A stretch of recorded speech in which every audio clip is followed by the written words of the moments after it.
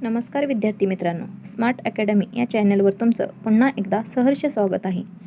आजपासून आपण चालू केलेली आहे तलाठी व पोलीस भरतीसाठी GK/GS 25 प्रश्नांची सराव सिरीज. त्यामुळे व्हिडिओ शेवटपर्यंत बघा. जे कोणी पण तलाठी आणि पोलीस भरतीची तयारी करत आहे त्यांनी हा व्हिडिओ नक्की बघा किंवा हे व्हिडिओ बघत चला. त्यामुळे तुम्हाला ह्याचा फायदा होणार आहे. जर चॅनलवर नवीन असाल तर सबस्क्राईब जरूर करा. चला तर आपण सुरू करूया. बघा, पहिला प्रश्न काय आपला, भारतीय संविधानाचा मसुदा तयार करणाऱ्या समितीचे अध्यक्ष कोण होते? कोण होते? ऑप्शन क्रमांक बी, डॉक्टर बाबासाहेब आंबेडकर. दुसरा प्रश्न बघा, महाराष्ट्रातील सर्वात मोठा जिल्हा क्षेत्रफळानुसार कोणता आहे? तर कोणता आहे क्षेत्रफळानुसार? गडचिरोली. ऑप्शन क्रमांक सी ह्याचं उत्तर आहे.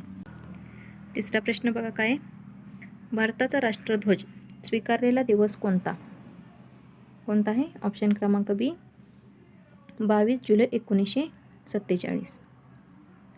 आपला चौथा प्रश्न आपण बघूया. लोकायुक्त या संकल्पनेचा उगम कोणत्या देशातून झाला? लोकायुक्त संकल्पनेचा उगम कोणत्या देशातून झाला? तर स्वीडन या देशातून झाला.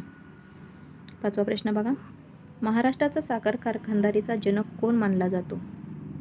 महाराष्ट्राचा साखर कारखान्याचा जनक कोण मानला जातो? विठ्ठलराव विखे पाटील.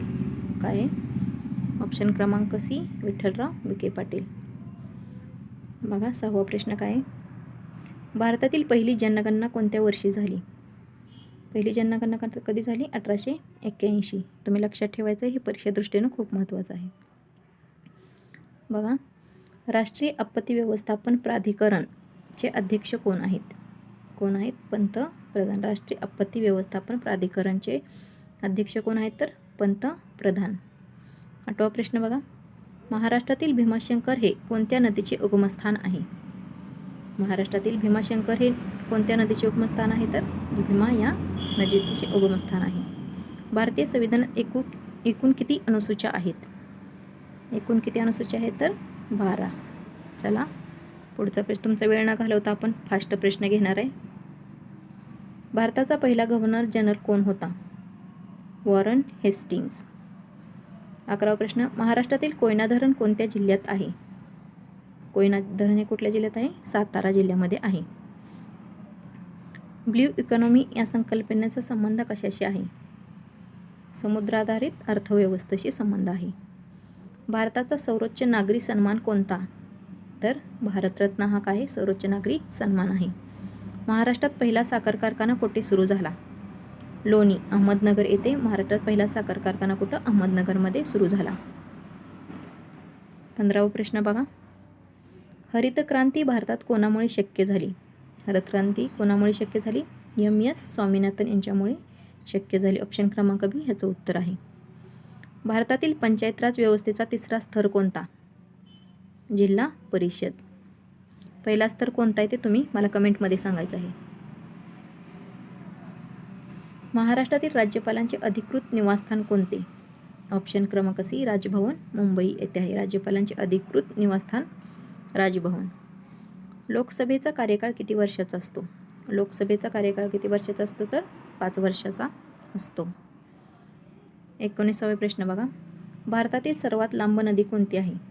भारतातील सर्वात लांब नदी कोणती आहे? गंगा. महाराष्ट्र राज्याची स्थापना कधी झाली? महाराष्ट्र राज्याची स्थापना कधी झाली? 1 मे 1960 साली झाली. सार्वजनिक आरोग्य आपत्ती जाहीर करण्याचा अधिकार कोणाकडे असतो?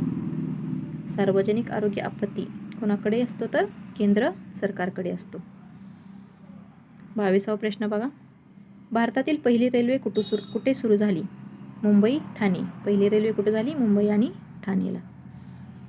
तलाठी हा कोणत्या विभागाचा अधिकारी आहे? महसूल विभागाचा अधिकारी काय असतो? तलाठी. मुद्रांक शुल्क कोणत्या यादीत समाविष्ट आहे? मुद्रांक शुल्क कोणत्या यादीत? तर राज्य यादीत समाविष्ट आहे. शेवटचा प्रश्न बघा आपला, महाराष्ट्रातील सर्वाधिक लोकसंख्या असलेला जिल्हा कोणता?